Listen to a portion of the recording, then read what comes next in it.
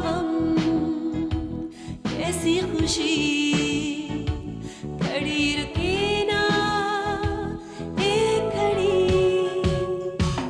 एक पल है जिंदगी, एक पल कुछ भी नहीं।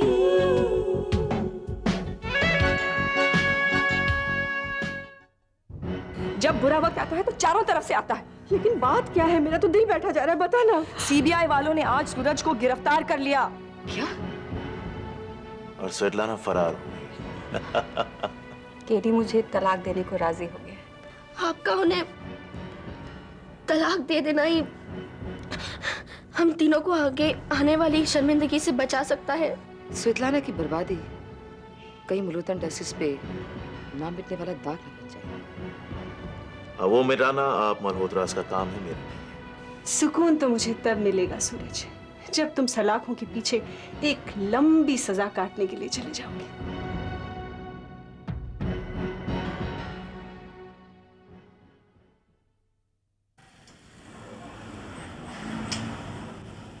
नहीं सर, उसमें तो अभी 2 महीने लगेंगे सर। हाँ जी। सुनो सुनो, आज की ताजा खबर। मल्होत्रा इंडस्ट्री में सीबीआई का रेड, आपत्तिजनक पेपर्स बरामद। मल्होत्रा इंडस्ट्री के एक्सपोर्ट डिवीजन के जनरल मैनेजर मिस्टर सूरज थापर और चेयरपर्सन मिस स्वेटलाना बनर्जी पर अरेस्ट वारंट। स्वेटलाना बनर्जी पे अरेस्ट वारंट? पापा, ये अरेस्ट वारंट का मतलब क्या होता है? इसका मतलब ये होता है बेटे कि पुलिस इन सब लोगों को गिरफ्तार करके ले जाएगी। लेकिन पुलिस मम्मी को क्यों गिरफ्तार करेगी? तुम चुप रहो रश्मि। अरे, मैं इतनी अच्छी खुशखबरी सुना रही हूँ और तुम मुझे चुप होने को कह रहे हो? For what? बताइए ना जी, मम्मी को पुलिस गिरफ्तार क्यों करेगी? क्योंकि बेटे उन्होंने काफी लोगों के पैसों के साथ खिलवाड़ किया ना, इसलिए गिरफ्तार। नहीं बेटे, ये गलत बोल रही हैं, कोई गलतफहमी हुई है इसमें। बड़ी ताज्जुब बात है। तुम स्वेटलाना की पैरवी क्यों कर रहे हो? क्योंकि स्वेटलाना को इस दुनिया में सबसे अच्छी तरह मैं जानता हूँ। वो मेरी बीवी है। वो केशव मल्होत्रा की अखेल भी तो थी।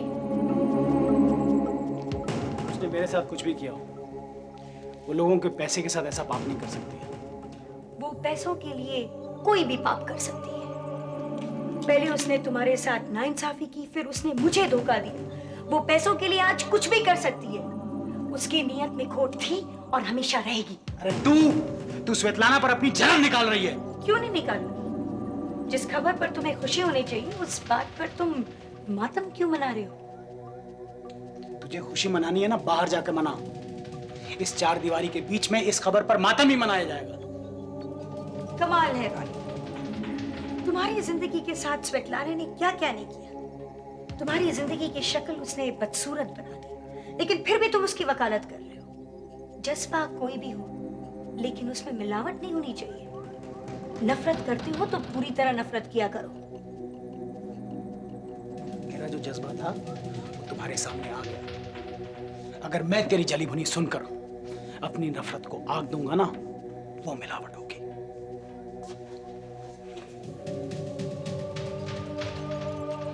सोनू बेटे, आपको अपनी आंटी पर विश्वास नहीं होता ना? Wait. Read it for yourself. पढ़ो।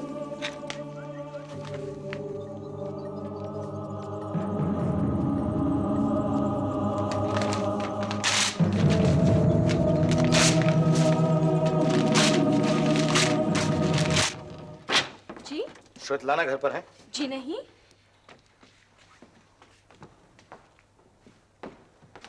आप लोग? जी, मैं सीबीआई ऑफिसर।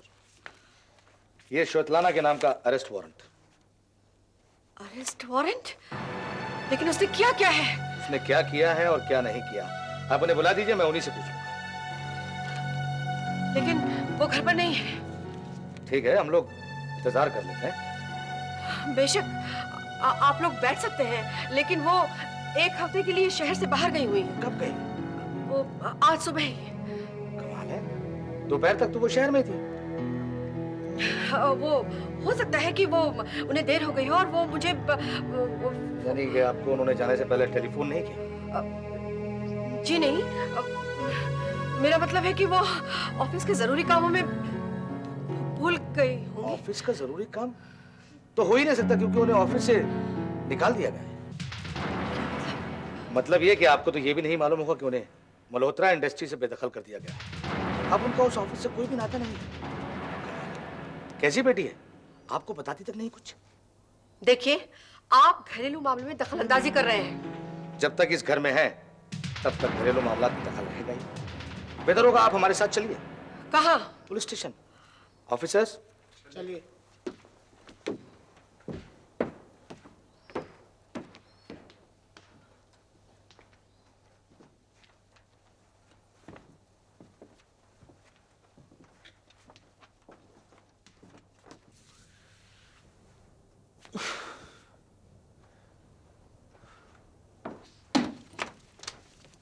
हेलो बेटा। माँ, अरे इतने उदास क्यों हो? कुछ दिनों तक तो हम ये जश्न मना सकते हैं। जश्न थोड़ा टल गया है माँ। स्वेतलाना अब तक पुलिस वालों के हाथ नहीं आई। तो क्या हुआ?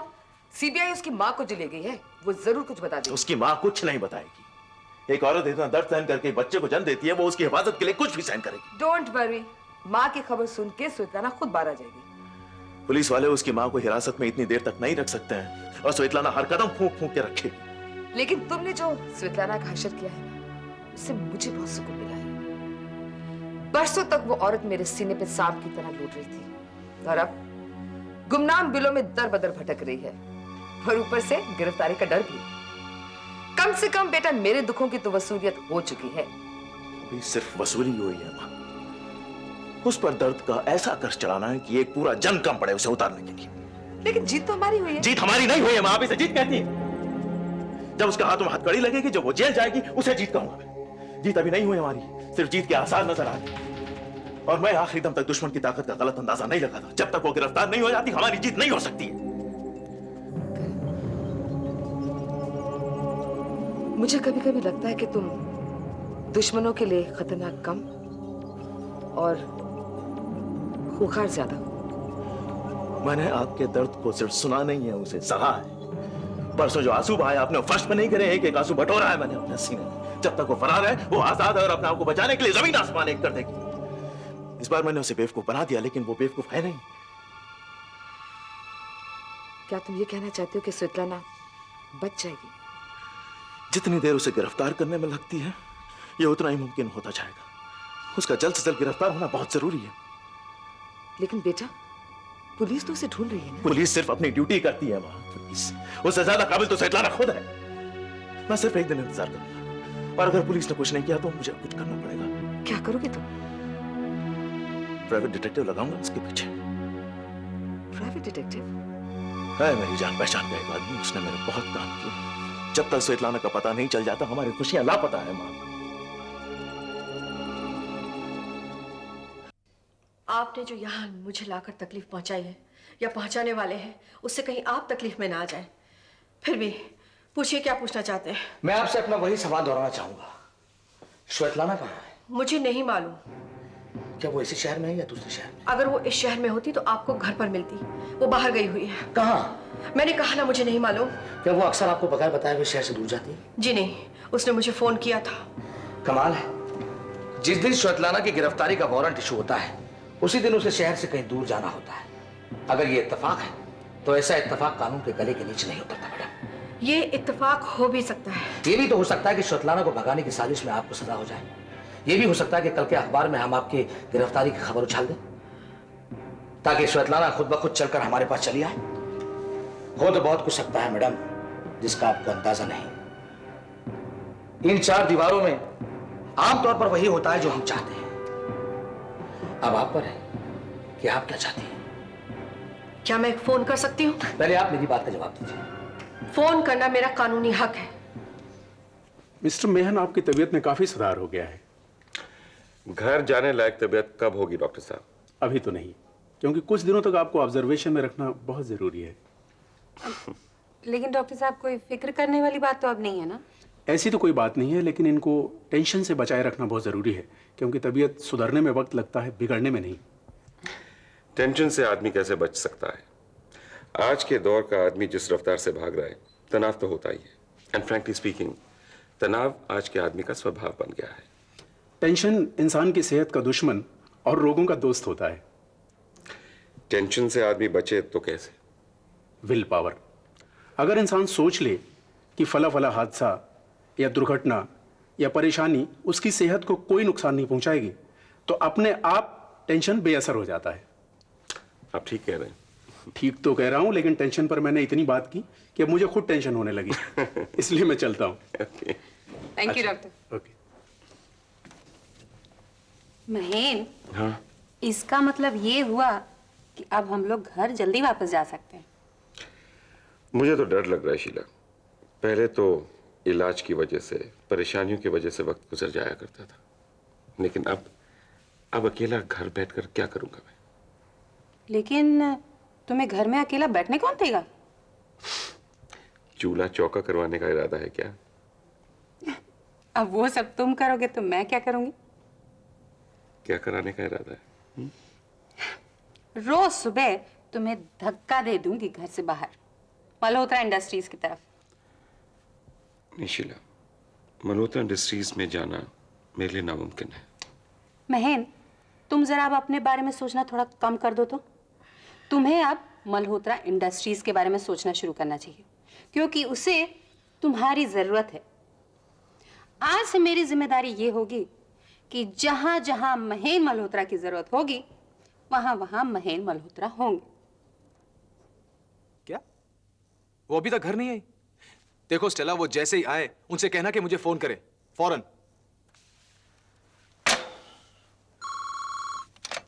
हेलो ऋषभ, जी हाँ, आप कौन?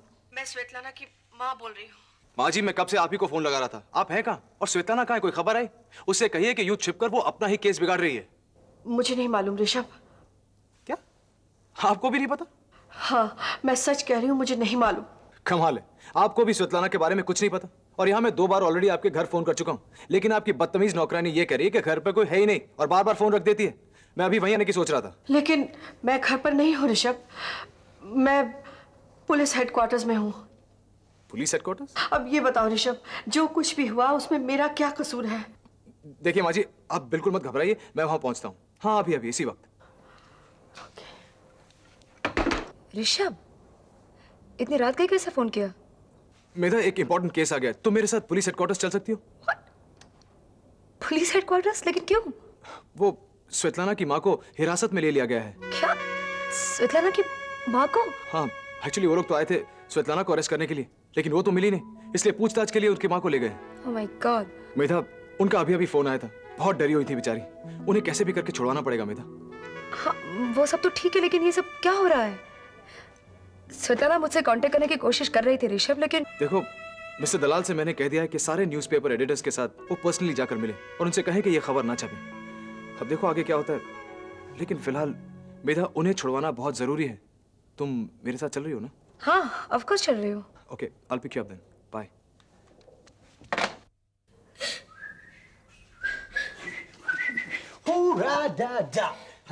आज बहुत मजा आया मेरे छोटे बेटा, मुझे बहुत मजा आया। पता है, आज इतना मजा आया। लेकिन आप मुझे ये बात बताइए, आप अकेले क्यों बैठे हैं?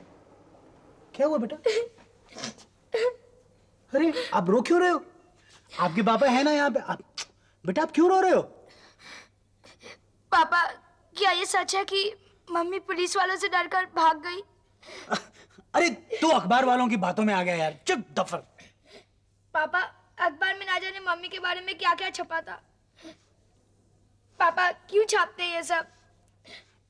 मैं अखबार वालों के बारे में तेरे को एक बात बताता हूँ। देख, अखबार जो है ना, ये एक धंधा है, ठीक है? वो लोग एक धंधा कर रहे हैं। अब उनको अखबार बेचने हैं। अखबार वो तब बेचेंगे जब लोग खरीदेंगे। अब लोग अखबार इसलिए खरीदते हैं कि उसमें चटपटी खबरें छपी होती हैं। तो अखबार वाले क्या करते हैं, सब मिर्च मसाला डाल के ना बिल्कुल चाट की तरह एक खबर छाप के दे देते हैं।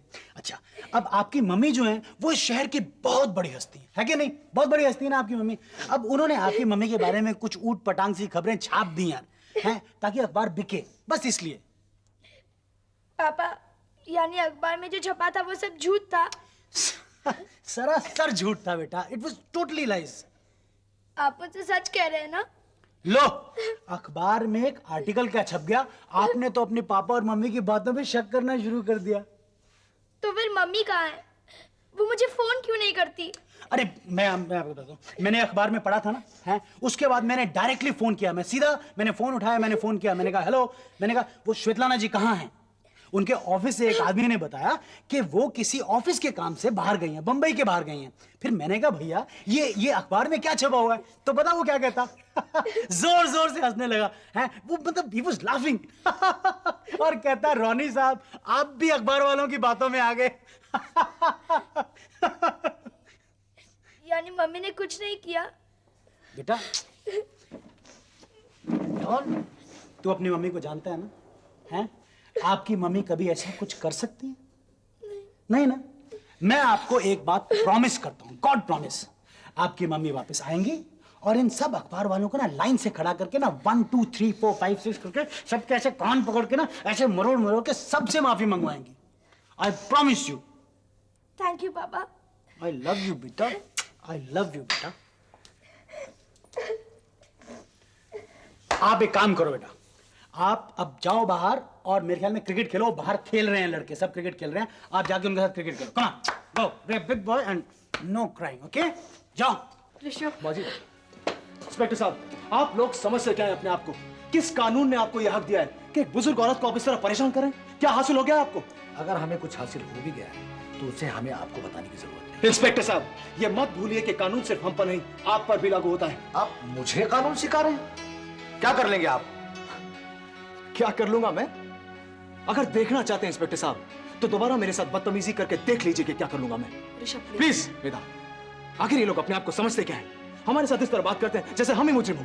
देखिए मिस्टर ऋषभ, जब किसी के नाम का अरेस्ट वारंट इशू होता है तो जाहिर सी बात है किसी संगीन जुर्म की बिना पर होता है, और श्वेतलाना का इस तरह फरार हो जाना कानून की नजरों में जुर्म है।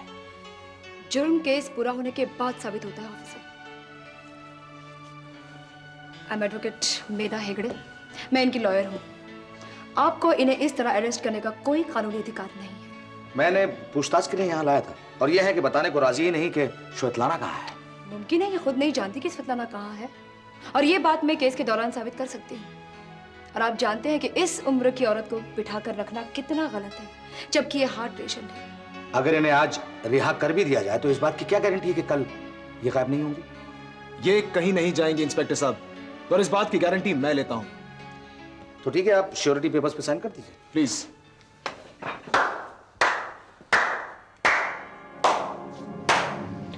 मल्होत्रा इंडस्ट्री के लोग इंडस्ट्री के दुखों में भी शामिल होते हैं। ऋषभ प्लीज।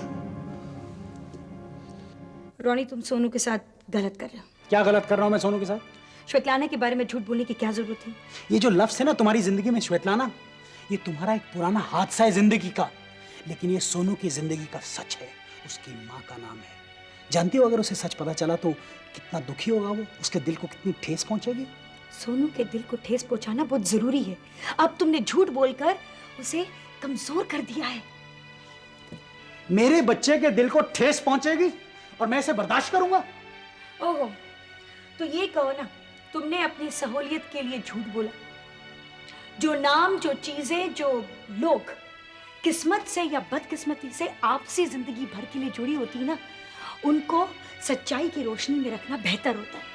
एक के बाद एक झूठ बोलकर तुम दलदल पैदा कर रहे हो। एक झूठ छुपाने के लिए दूसरा झूठ, दूसरा छुपाने के लिए तीसरा झूठ। सोनू ना तो राजा हरिश्चंद्र के जमाने का है, ना ही राजा हरिश्चंद्र की औलाद है।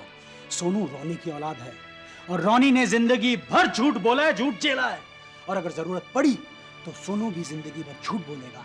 वही एक झूठ, उसे छुपाने के लिए दूसरा झूठ, फिर तीसरा झूठ, झूठ पर झूठ बोलेगा वो जिंदगी भर। मैं ऐसा होने नहीं दूंगी। सोनू झूठ में नहीं पलेगा, वो सच्चाई से जिएगा, सीना ठोक के जिएगा। अगर उसकी माँ ने गलत किया है तो वो कबूल करेगा कि दरअसल उसकी माँ क्या है। दरअसल बात क्या है मैं बताता हूँ। यहाँ मसला जो है ना, वो सोनू की परवरिश का कम है, बहुत कम है। मसला तो ये है कि तुम उसकी माँ से नफरत करती हो, और तुम ये चाहती हो कि उतनी ही नफरत जितनी तुम्हारे दिल में है सोनू के दिल में भरी जाए। जिसे नफरत करनी चाहिए उसे पूरी तरह नफरत करनी चाहिए, जिसे प्यार करना चाहिए उसे पूरी तरह प्यार करना चाहिए। सोनू को तुम अपने आप की तरह मत बनाओ। ना तो तुम सच्चे दिल से किसी को प्यार कर सकते हो, ना तो तुम किसी को नफरत कर सकते हो। अरे यार, तुम तो बात को तूल ही दिए जा रही हो। अपने छोटे से बच्चे का दुख कम करने के लिए मैंने झूठ क्या बोल दिया? तुमने तो मोर्चे निकाल दिए, झंडे गाड़ दिए चारों तरफ। तुमने तो झूठ बोलकर एक दुख टाल दिया, लेकिन क्या दुख टल गए?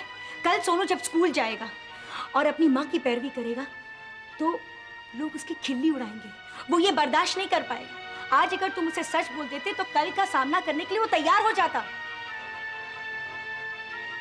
अगर मैंने गलती की तो यह गलती मैं कर चुका हूं। और एक बात और, अगर उसको स्कूल में लोग परेशान करेंगे तो मैं उस स्कूल से उसे निकाल लूंगा, दूसरे स्कूल में डालूंगा, तीसरे स्कूल में डालूंगा, लेकिन तुम मेरे दिमाग का सत्यानाश मत करो।